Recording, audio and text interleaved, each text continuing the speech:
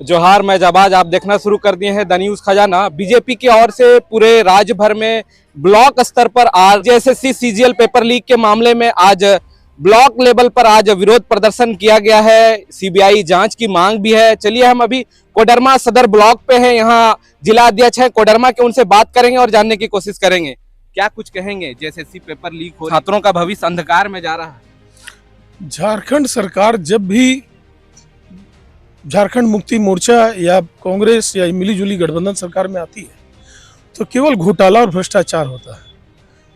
इसमें जेएसएससी नियुक्ति घोटाला लीजिए या अगवा घोटाला लीजिए या जमीन घोटाला लीजिए या माइंस घोटाला लीजिए, ये सरकार शुरू से भ्रष्टाचार घोटाले की सरकार है। जिसके माथे पे लिखा हो इसका बाप चोर है, ये खुद चोर है, उससे उम्मीद कितना आप कर सकते हैं। आज ही सुप्रीम कोर्ट का फैसला आया कि जिसने भी जो भी दल का नेता हो या सांसद विधायक हो, अगर वो भ्रष्टाचार में पाया जाता है या वो कहीं वोटिंग में पैसा लेके वोटिंग देता है स्वार्थ के लिए, तो उसे सजा होनी चाहिए। इसमें कोई विशेषाधिकार का मामला नहीं आना चाहिए। आज 7 बेंच की सुप्रीम कोर्ट ने ये फिर से फैसला बदला, अपना ही फैसले को फिर बदला कि जो भी भ्रष्ट है उसे जेल जाना चाहिए। तो सोचिए, इसके पिता ने उस समय सर कांग्रेस से पैसा लेकर के सरकार बचाने के लिए पैसा खाया, जेल गए, सजा हुई। आज ये खुद जमीन घोटाले में जेल में है, पत्थर खनन में, इसके चक्कर में कितने आईएएस जेल में है। अच्छा, बीजेपी के ऊपर भी एक आरोप लगता है कि वॉशिंग मशीन है, भ्रष्टाचारियों को अपने पार्टी में लेती है, वो क्लीन हो जाते हैं, भ्रष्टाचार का जो दाग रहता है वो खत्म हो जाता है। इस तरह का आरोप लगता रहा महाराष्ट्र के लिए। हाल के दिनों में झारखंड में ही मधु कोड़ा भी बीजेपी में शामिल हुई, उनकी पत्नी को भी टिकट मिला है। तो इसको लेकर क्या कहेंगे? क्या बीजेपी में आते ही जो भ्रष्टाचारी है वो अब बीजेपी में आने के बाद वो भ्रष्टाचार नहीं करेंगे? कितनी मोदी की गारंटी, क्या इसमें भी मिल पाएगा? देखिए, हम लोग सनातन धर्म के प्रेमी है ना। सनातन में ये बोला जाता है कि जैसी संगति वैसी शिक्षा, संगत से गुनाह संगत से गुंजात। अगर आप शरीफ आदमियों के बीच बैठोगे तो कितने भी गलत होगे तो आप में शराफत आ जाएगी, आप में शर्म आ जाएगा, आप खुद को सुधारने का प्रयास करेंगे। तो हमारी भाजपा की जो संस्कृति है वो शराफत की संस्कृति, ईमानदारी की संस्कृति है। भाजपा की सरकार में कभी किसी के ऊपर एक घोटाला का आरोप नहीं लगा, लेकिन कांग्रेस की सरकार में पूरा कैबिनेट जेल में गया। तो जब वो कोई अपराधी प्रवृत्ति का भी आदमी अगर साधु के संगति में आता है तो वो वाल्मीकि बन जाता है, रामायण का रचयिता हो जाता है। तो अगर हमारी संगति में एक अच्छे आदमी के संगति में बुरे आदमी भी आएंगे ना, तो वो बुराई से परित्याग करेंगे, वो अच्छा बनने का प्रयास करेंगे। हम किसी को बाध्यता करके अनिष्ट नहीं कर सकते ना, हम उसको सुधारने का प्रयास कर सकते हैं। लेकिन उन पर आरोप लगा है बड़े बड़े घोटालों। तो इसीलिए मैंने कहा संगत से गुनात है, संगत से गुंजात है। अगर वो हमारी संगति में आए हैं तो वो भी धर्म प्रेमी होंगे, जनता के हित के लिए, जनता के लिए बात करेंगे, वो जनता के लिए सोचेंगे। ये भी आरोप कहा जाता है कि अगर वो बीजेपी में नहीं आते हैं तो उस पर ईडी सीबीआई के द्वारा कार्रवाई की जाती है। भाजपा ईडी सीबीआई से कार्रवाई नहीं कर, वो स्वतंत्र एजेंसियां है।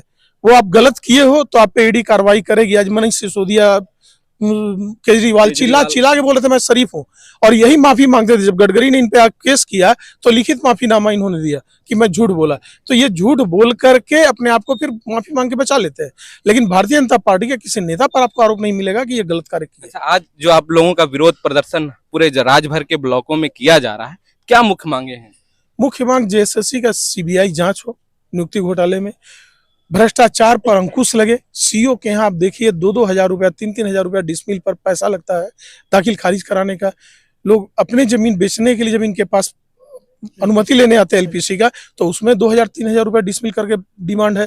थाना में एक आदमी जाता है अपनी जमीन के लिए, कोई कब्जा कर रहा है तो पैसा दे दिया थाना में, तो उसकी जमीन कब्जा हो जाती है, उसका कोई थाना नहीं सुनता है। इतनी निरंकुश सरकार हो चुकी है कि शरीफ आदमी का कहीं भी गुजारा नहीं है। तो इसके लिए हम इस धरना प्रदर्शन को किया कि झारखंड को आप कहाँ ले जाओगे? कल आप आज पावर में हो, आप गलत कर रहे हो, लेकिन आपके बच्चे भी पावर में नहीं रहेंगे ना। अगर गलत परिणति पनप जाएगी, गलत संस्कार पनप जाएगा तो वो राज्य और देश कहाँ जाएगा? अच्छा, इसके विरोध में लोकसभा चुनाव के लिए झारखंड में 11 उम्मीदवारों की नाम की घोषणा हो चुकी है। कोडरमा से ही अभी जो सांसद है, मंत्री भी है, उनका नाम सामने आया है। क्या कुछ कहेंगे? किस तरह की तैयारी कोडरमा लोकसभा के लिए है? देखिए, कोडरमा लोकसभा में सांसद को हमारी टिकट मिलना तय था, क्योंकि इनके कार्यकलाप ऐसे थे। इन्होंने यहाँ नर्सिंग अस्पताल का भी उद्घाटन किया, केंद्रीय विद्यालय का उद्घाटन हो रहा है। कोडरमा में लगभग सभी ट्रेनों के ठहराव हो गया। परसाबाद में बरसों से मांग थी, मुंबई मेल का ठहराव होगा, मुंबई मेल की ठहराव हो गई। तो इनकी जितनी कार्य प्रणाली, सरिया ओवरब्रिज, कार्य प्रणाली अतुलनीय है।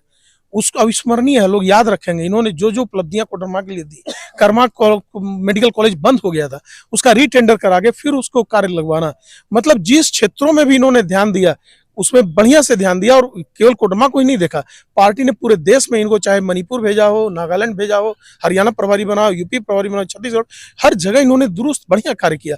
उसके चलते पार्टी ने विश्वास करके इनको फिर टिकट दिया और भी हम 4.5 नहीं 6 लाख से जीतेंगे और राज्य मंत्री नहीं कैबिनेट मंत्री हमें मिलेगा, ये विश्वास।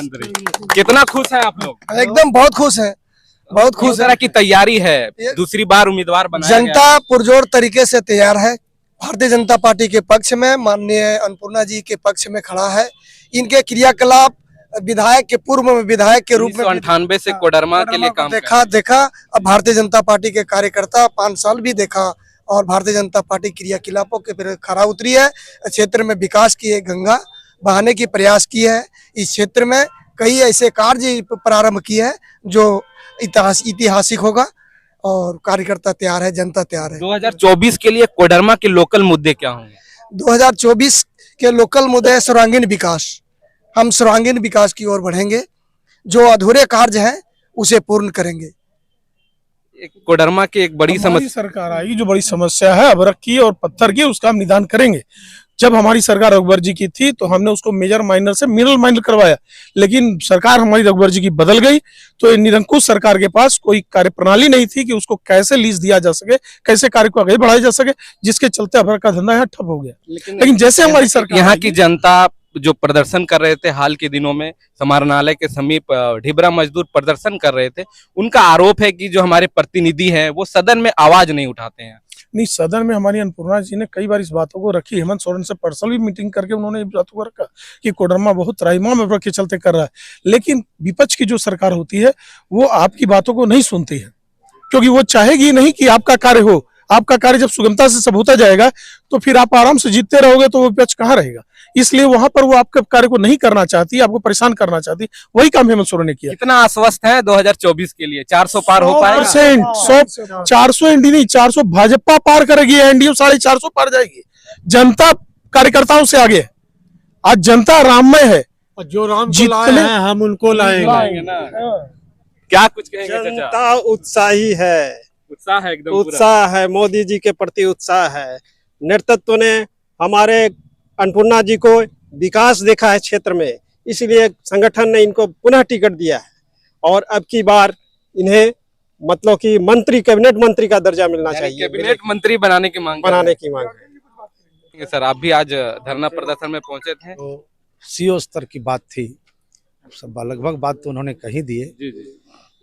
आपने सरकार के बारे में कह रहे थे, तो सरकार जिस किसी भी स्थिति में किसी भी वस्तु को जलाने के लिए 3 चीज की आवश्यकता होती है, आग, पानी और हवा। जी। ये झारखंड प्रदेश में अवस्थित जो सरकार है वर्तमान में, हम लोग दिशा के बैठक में माननीय सांसद के द्वारा अंचल अधिकारी को, एससी को लिखित आया था कि जो ऑनलाइन व्यवस्था आजकल खासकर रैयतों को जो माने भाड़ा व्यय करते करते, ब्लॉक के चक्कर काटते काटते जो पांव घिस रहे हैं, इतनी परेशानियों से जूझ रहे हैं, जिसका कई बार हमने विश्वोत्तरी का सांसद प्रतिनिधित्व यहाँ नेतृत्व करते हैं, जिसका हमने प्रबलता से यहाँ सवाल रखा। लेकिन जो भ्रष्ट लोग हैं, जो पॉकेट से गरीबों का समझिए तुम शोषण दोहन कर रहे हैं, ये धरना के माध्यम से हम मांग करते हैं कि इसकी चिट्ठी भी उपायुक्त महोदय के दिशा के निर्देश बैठक के निर्देशित के अनुसार चिट्ठी प्राप्त है। हल्का बाइज अगर कर्मचारी जाएं और यहाँ के पार्ट सीआई और जो भी सर्किल ऑफिसर हैं जाएं तो गरीबों की समस्या दूर होगी। ये मैं बैठक के माध्यम से मांग करता हूं। ये सबसे बड़ी समस्या है। आज ब्लॉक में जितना भी भीड़ देखेंगे वो रैयतों का भीड़ है। बहुत बड़ा मामला है, बहुत बड़ा मामला है जमीन का।